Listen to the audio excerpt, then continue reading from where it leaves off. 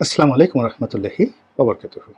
সম্মানিত দর্শক, আজকে যে শিরোনামটি দিয়েছি এটি পুরোটাই একটা ফ্যান্টাসি এবং অ্যাবসলিউটলি কাল্পনিক। কিন্তু তারপরও যে কথাগুলো বলবো আপনাদের ভালো লাগবে আশা করি, এবং কাল্পনিক হলেও বিষয়টির মধ্যে যথেষ্ট যৌক্তিকতা আপনারা খুঁজে পাবেন। এই মুহূর্তে বাস্তবতা হলো যে শেখ হাসিনা দিল্লিতে আছেন। তিনি কিভাবে আছেন এটা নিয়ে নানা রকম ধোঁয়াশা। কেউ বলছেন রাজনৈতিক আশ্রয়, কেউ বলছেন ভারত তাকে রাজকীয় মেহমান রূপে তাদের দেশে আশ্রয় দিয়েছে। কেউ বলছেন যে ভারতের পররাষ্ট্র দপ্তর এবং সামরিক বাহিনী তাকে নিয়ে একটা মাস্টার প্ল্যান করছে অনাগত দিনে বা ভবিষ্যতে বাংলাদেশের যে রাজনীতির মাঠ এটাকে ঘোলা করার জন্য এবং দিল্লির যে একক কর্তৃত্ব এটি প্রতিষ্ঠা করার জন্য শেখ হাসিনাকে হাতিয়ার হিসাবে ব্যবহার করার জন্যে দিল্লি মুছে তা দিচ্ছে। আর বাংলাদেশে বসে আমরা নানা রকম কল্পনা করছি। আমরা অনেকে বলছি যে তাকে গৃহবন্দী করে রাখা হয়েছে। অনেকে বলছে যে তিনি এখন ভারতের গলার কাঁটা হিসেবে দেখা দিয়েছে। অনেকে বলার চেষ্টা করছেন যে তিনি পৃথিবীর কোথাও জায়গা পাচ্ছেন না। তাকে বেলারুশ পাঠানোর চেষ্টা করা হচ্ছে, ইংল্যান্ডে পাঠানোর চেষ্টা করা হচ্ছে, আন্দামান নিকোবর দ্বীপপুঞ্জে পাঠানোর চেষ্টা করা হচ্ছে, নানা রকম কথা।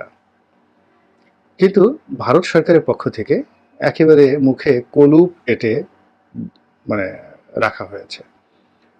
দিল্লি এখনো পর্যন্ত কোনো সরকারি প্রতিক্রিয়া জানায়নি শেখ হাসিনার বিষয়ে। কিন্তু যদি আপনি সার্বিক কতগুলো ঘটনা আমাদের বাংলাদেশে এবং ভারতে যদি লক্ষ্য করেন যে কি কি ঘটনাগুলো ঘটেছে, তাহলে দেখতে পাবেন যে ভারতের যে পত্রপত্রিকাগুলো যারা খুবই শক্তিশালী, তারা বর্তমানে যে ডক্টর মোহাম্মদ ইউনূসের যে সরকার, এই সরকারকে নিয়ে দেদারছে গুজব রটাচ্ছে,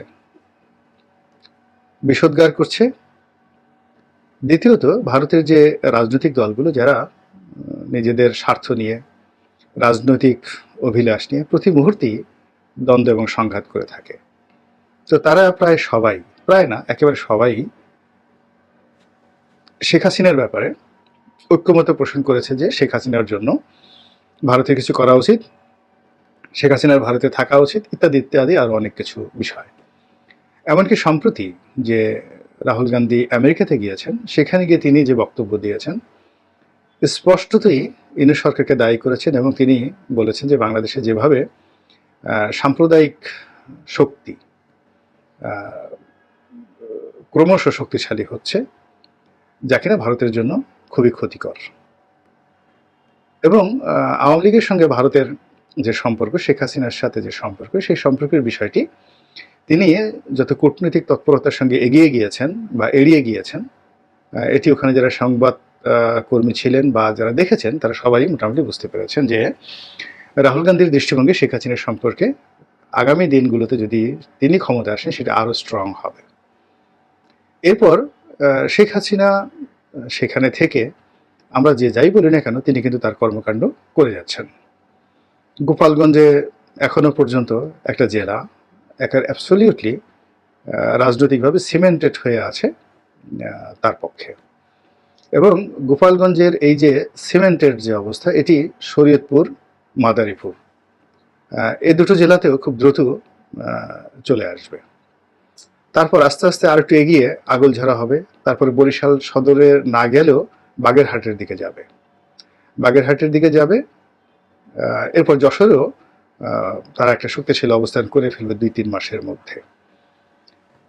এবং এই জন্য নেতাকর্মীদের সঙ্গে যে যোগাযোগ শেখ হাসিনা রাখছেন, তারপর বাংলাদেশে যারা লুকিয়ে আছেন তারাও যোগাযোগ রক্ষা করছেন, এমনকি যাদেরকে গ্রেপ্তার করা হয়েছে। আপনারা তো জানেন যে জেলখানা এমন একটা জায়গা, ওখানে টাকা হলে সব কিছু করা সম্ভব। তো সেই জেলখানাতে বসে বরং আওয়ামী লীগের নেতা যারা আছেন তারা নিরাপদে নিশ্চিন্তে যেভাবে দলীয় কর্মকাণ্ড চালাতে পারবেন, এটি তারা যদি বাইরে থাকতেন এটি সম্ভব ছিল না, তাদের ভয় কাজ করতেন। কিন্তু জেলখানাতে তারা অনেকটা নিরাপদ। যেহেতু এটি একটি সুসংগঠিত রাজনৈতিক দল, তাদের টাকা আছে, জনসমর্থন আছে, ফলে তারা ইতিবাচক হোক নেতিবাচক হোক তারা সর্বোচ্চভাবে বর্তমান সরকার এবং আগামীতে যদি বিএনপি সরকার আসে তাদের ১২টা বাজানোর জন্য সর্বশেষ চেষ্টা করবে। এটা হলো রূঢ় বাস্তবতা। এখন এই বাস্তবতার পরে দ্বিতীয় যে বিষয়টি সেটি হলো শেখ হাসিনার ব্যক্তিগত চরিত্র কেমন। আমরা সবাই জানি তিনি খুব জেদি, খুবই সাহসী। অনেকে তাকে ঝগড়াটে বলেন, খোঁটা দেন কথায় কথায় মানুষকে আঘাত করতে পছন্দ করেন এবং তার চরিত্রের মধ্যে যে ফ্যাসিজমটি তৈরি হয়েছে এটি তার মৃত্যু না হওয়া পর্যন্ত এই চরিত্রটি যাবে না। এবং যখন কোনো একটি মানুষ এক নায়কতন্ত্র সেই প্রতিষ্ঠা করেন, এক নায়কতন্ত্রের প্রতিভূ হন এবং এই জিনিসটি প্রতিষ্ঠিত করতে করতে একটি যাকে বলা হয় যোগ্যতা অর্জন করেন, তার জীবনের শেষ মুহূর্ত পর্যন্ত তার এই চরিত্রটি থেকে যায়। আমরা সাদ্দাম হোসেনের ক্ষেত্রে দেখেছি, তারপর গাদ্দাফির ক্ষেত্রে দেখেছি, একেবারে মৃত্যুর পূর্বক্ষণ পর্যন্ত তারা বিশ্বাস করতেন যে তারা সেই স্ব দেশের বৈধ প্রেসিডেন্ট, জনগণ তাদেরকে ভালোবাসে এবং তারা স্বপ্ন দেখতেন যে আবার তারা সিংহাসনে বসবে। এমনকি ফাঁসির মঞ্চে ওঠার আগ পর্যন্ত সাদ্দামের এমনই ধারণা ছিল। তো সেই দিক থেকে শেখ হাসিনার অবস্থা তদ্রূপ। তিনি মনে করছেন এখনো বাংলাদেশের বৈধ প্রধানমন্ত্রী, ক্ষমতা তার হাতে, এই তিনি এলেন এবং এই বিশ্বাস থেকে কিন্তু তিনি যে কর্মকাণ্ড করছেন, বডি ল্যাঙ্গুয়েজ দেখাচ্ছেন, এটি সঙ্গত কারণেই ভারতের পক্ষে তার প্রতি নির্ভর করার বা তাকে প্রমোট করার ক্ষেত্রে যাকে বলে ভারতকে আরও উদ্বুদ্ধ করবে। কারণ তিনি হতাশ হয়ে যাননি, তিনি হাউমাউ করে কান্নাকাটি করেননি, তিনি অনুশোচনা বোধ করেননি। এখনো পর্যন্ত যদি আপনারা তার কর্মকাণ্ড দেখেন, বরং তার ছেলে একেবারে চুপ হয়ে গেছেন বা কিছু সময় তিনি উত্তেজিত হয়ে এলোমেলো কথা বলেছেন। অন্যদিকে তাদের যে একটা বিশাল কানেক্টিভিটি রয়েছে ইংল্যান্ডে, ব্যবসায়িক মহলে, তারপরে শেষে রাজনৈতিক মহলে শেখ রেহানা এবং তার সন্তানদের, এর বাইরে ফিনল্যান্ডেও তাদের একটা রাজনৈতিকভাবে নিদারুণ শক্তিশালী অবস্থান আছে। আপনারা জানেন যে ববি বিয়ে করেছে ফিনল্যান্ডের খুবই সম্ভ্রান্ত পরিবারে এবং তিনি সম্ভবত সেখানকার খুব বড় পর্যায়ের একজন রাজনীতিবিদ এবং মন্ত্রী। তো যাই হোক, এই ইউরোপে যে তাদের যাকে বলা হয় কানেক্টিভিটি, তার সঙ্গে সঙ্গে আমেরিকাতেও কিন্তু যারা আওয়ামী লীগ করেন, একটা সিঙ্গেল যারা আমেরিকাতে থাকেন, দেখেন তো আওয়ামী লীগের কোনো লোকের মধ্যে কোনো অনুশোচনা আছে কিনা, হতাশা আছে কিনা। বরং তারা এই শেখ হাসিনা এখান থেকে চলে গেছে, আবার ফিরে আসবে, আবার তারা ক্ষমতা পাবে, আবার রাজনীতি করবে, এই ধরনের একটা উচ্চাভিলাষ তাদের মধ্যে কাজ করছে এবং এই কারণে তারা কিন্তু আমেরিকান যে লবি, সেই লবিটা মানে এখনো পর্যন্ত তারা চালু রেখেছে। ২ নম্বর হলো যে আমেরিকা কিন্তু অফিসিয়ালি শেখ হাসিনাকে কখনোই রিজেক্ট করেনি। আপনাদের বুঝতে হবে যে মিস্টার পিটার দিহাস বলেন, মিস্টার ডোনাল্ড লু বলেন, জো বাইডেন বলেন, তারা শুধুমাত্র একটা সিঙ্গেল জিনিস চেয়েছিল যে চীনকে বাদ দিয়ে আমেরিকার সঙ্গে তাদের একটা সম্পর্ক হোক, এই এতটুকুই শুধু তারা চেয়েছিল, এর বাইরে কিছু চায়নি। বরং শেখ হাসিনাকে সে 2014, 18, 24 এই ক্ষমতা রাখার জন্য আমেরিকা যে কৌশল করেছে দিল্লির যাকে বলা হয় গ্রিন সিগন্যালে বা দিল্লিকে খুশি করার জন্য, তার দ্বারা মূলত বিএনপির যারা লোকজন আছে, জামাতের যারা লোকজন আছে, তারা শুধু বারবার প্রতারিত হয়েছে।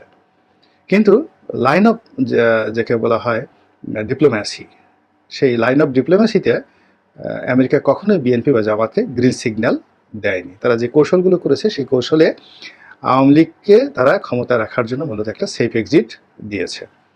তো যাই হোক, সেই অবস্থাতে যে শেখ হাসিনার পলায়নটি এবং গণ অভ্যুত্থানটি, এটি একেবারে অলৌকিক, অপ্রত্যাশিত এবং এই সময়টাতে এটি হবে, এটি আমাদের স্বপ্ন ছিল, কিন্তু এটা যে বাস্তব হবে এরকম বাস্তববাদী রাজনীতিবিদ আমাদের মধ্যে কেউ ছিল না, কিন্তু ঘটনা ঘটে গেছে। তো এর আগে আমরা 111-এর সময় শেখ হাসিনার যে চরিত্র, সেই চরিত্র দেখেছি যে শেখ হাসিনা যখন দেশের বাইরে গেলেন তখন 111-এর সরকার প্রাণান্ত চেষ্টা করছে তিনি যেন দেশে না আসেন। তার টিকিট ক্যান্সেল করা হয়েছে এবং তিনি যেন বিমানে উঠতে না পারেন সেই ব্যবস্থা করা হয়েছে। সব কিছু করার পরও তিনি কিন্তু সেই রীতিমতো চ্যালেঞ্জ জানিয়ে 111-এর সময় ইংল্যান্ড থেকে ঢাকাতে এসেছিলেন এবং তিনি গ্রেপ্তার বরণ করেছেন, কিন্তু কোনো অবস্থাতেই দেশ ছেড়ে যে তিনি বাইরে গিয়েছিলেন সেই বাইরে তিনি থাকেননি। অনেকে বলার চেষ্টা করেছেন যে তিনি ভয় পেয়ে বাইরে চলে গিয়েছিলেন, তারপরে যখন দেখলেন যে বেগম জিয়া বাংলাদেশে আছেন, তো কাজেই রাজনৈতিকভাবে বেগম জিয়া ইতিবাচক অবস্থানে আছেন, তো এই কারণে তিনি আসছেন। ঘটনা যাই হোক না কেন, তিনি এসেছেন। তা আবার এখন দেখেন যে অবস্থাতে সেই 111-এর আগের 111-এর পরের ঘটনাই ঘটেছে। তিনি পালিয়ে গেছেন, হেলিকপ্টারে করে চলে গেছেন।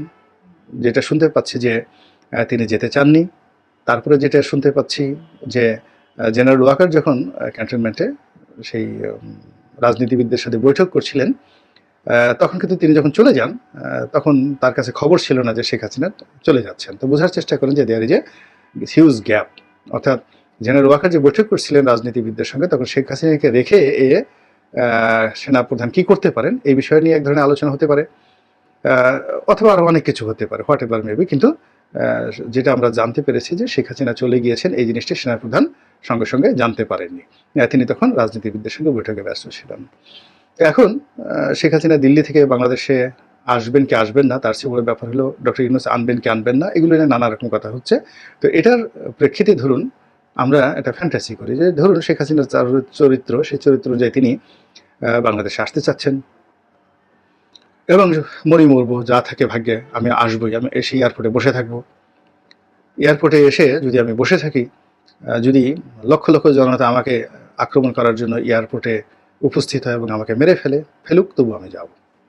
অথবা তিনি উল্টো চিন্তাও করতে পারেন যে ঠিক আছে, আমি এয়ারপোর্টে যাব, যখন আমি এয়ারপোর্টে যাব আওয়ামী লীগেরও তো লক্ষ লক্ষ নেতাকর্মী আছে, তারা যদি বের হয়ে আসে এবং আওয়ামী লীগের নেতাকর্মী যদি রাস্তায় বের হয়ে আসে, তাহলে এই এক মাসে দেখা যাচ্ছে যে পরিবেশ এবং পরিস্থিতির সৃষ্টি হয়েছে, সেক্ষেত্রে তাকে আইনি প্রোটেকশন দেওয়া, নিরাপত্তা দেওয়া, এটি রাষ্ট্রীয় বাহিনীগুলোর জন্য, রাষ্ট্রের অস্তিত্বের জন্য, এমনকি ডক্টর ইউনূসের জন্য গুরুত্বপূর্ণ হয়ে পড়বে। এবং তিনি কোনো মতে যদি এয়ারপোর্ট থেকে বের হয়ে জেলখানাতেও যান, সরকারের জিম্মাতে যান, তাহলেও তার রাজনীতি এবং তার দলের রাজনীতি এটি এস্টাবলিশড হয়ে যাবে। এবং এটি এই মুহূর্তে যে ব্যাক ফুটেজ আছে বা তাকে যে ধরনের গালাগাল দেওয়া হচ্ছে যে তিনি মহিলা, বাংলাদেশ থেকে পালিয়ে গেছেন, সেই জিনিসগুলো মুহূর্তের মধ্যে রিভার্স হয়ে যাবে। কাজে এইগুলো চিন্তা ভাবনা করে তিনি পাগলামো করছেন যে তিনি বাংলাদেশে আসবেন। আর তার যে এই মুহূর্তে অভিভাবক, রাজনৈতিক অভিভাবক জনাব নরেন্দ্র মোদী, তিনি তাকে মূলত বড় বোন হিসেবেই সম্বোধন করেন, দিদি দিদি করে তাকে সম্বোধন করেন। তিনি হয়তো বলছেন যে দিদি, এত তাড়াহুড়ার দরকার কি, আপনি আছেন, ভালোই তো আছেন, আমাদেরকে একটু গুছিয়ে নিতে দিন। সীমান্তে আমরা চাপ দিচ্ছি, বিভিন্ন রকম আন্তর্জাতিক লবিংয়ে আমরা কাজ করছি। আপনার বাবাও তো 9 মাস পাকিস্তানে কারাগারে ছিল, আপনি 9 মাস নয় থাকেন না, 9 মাস তো কোনো সমস্যা না। আপনার মাশাল্লাহ শরীরও ভালো আছে, নিরোগ দেহ, আপনার তো কোনো সমস্যা হচ্ছে না। কাজেই অপেক্ষা করেন, দেখি আমরা কি করতে পারি। তো এরকম যদি একটা বাতচিত তাদের মধ্যে হয় এবং এটি যদি আমরা একটু ফ্যান্টাসি করি, তাহলে জিনিসটা কি হয় আপনারা ভাবতে থাকুন, আমিও ভাবতে থাকি। আল্লাহ আমাদের সবাইকে হেদায়েত দান করুন এবং হেফাজত করুন। আসসালামু আলাইকুম ওয়া রাহমাতুল্লাহি ওয়া বারাকাতুহু।